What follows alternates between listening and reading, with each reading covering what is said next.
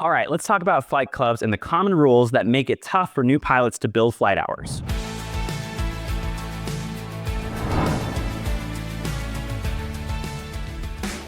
Flight clubs on the surface, they look like a great deal for new pilots, access to a variety of aircraft, lower cost than traditional rentals, and a community of aviation enthusiasts all eager to share their knowledge. Sounds perfect, right? But here's the kicker. Not all flight clubs are created equal. Some have rules and policies that, while meant to keep things safe and organized, end up making it difficult, if not impossible, for new pilots to build the flight time they need. So let's break down the most common roadblocks you'll run into and how to get around them. First up, high minimum hour requirement for renting an aircraft. One of the most common and frustrating hurdles. You join a flight club to build hours, but bam, you find out you need a minimum number of hours just to rent a certain aircraft. It's a classic catch-22. You need hours to gain experience, but you can't get the hours because you don't have enough experience. What can you do about it? Start by asking about expectations. Some clubs might bend the rules if you demonstrate proficiency or complete a checkout flight with an instructor. If that doesn't work, consider time-building programs that offer more flexible access. Or negotiate with the flight club to lower the hour requirements for specific aircrafts, especially if they're sitting idle. Next, overly restrictive scheduling policies. Another killer, some clubs limit how far in advance you can book an aircraft or how long you can reserve it.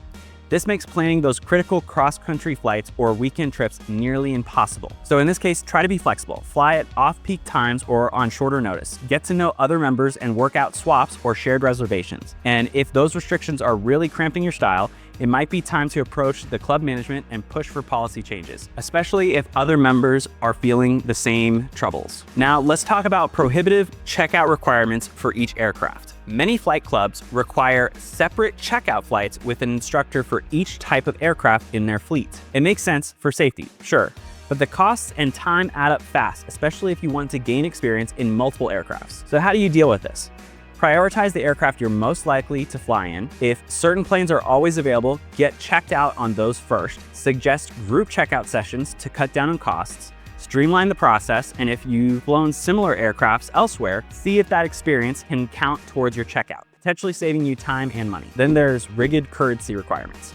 Flight clubs often have strict rules about how often you need to fly to stay current on specific aircrafts. If you miss the mark, you could lose access, which can set your progress back. So how do you fix this? Plan ahead. If you know you'll be busy, get your hours in early. If you're struggling to talk to the club, maybe they'll offer some flexibility or an extension, and try to combine multiple activities into one flight to maximize your hours and meet those currency requirements efficiently. Next is high insurance deductibles for damage. This one can really mess with your head. Many clubs require you to cover the insurance deductible if you damage an aircraft.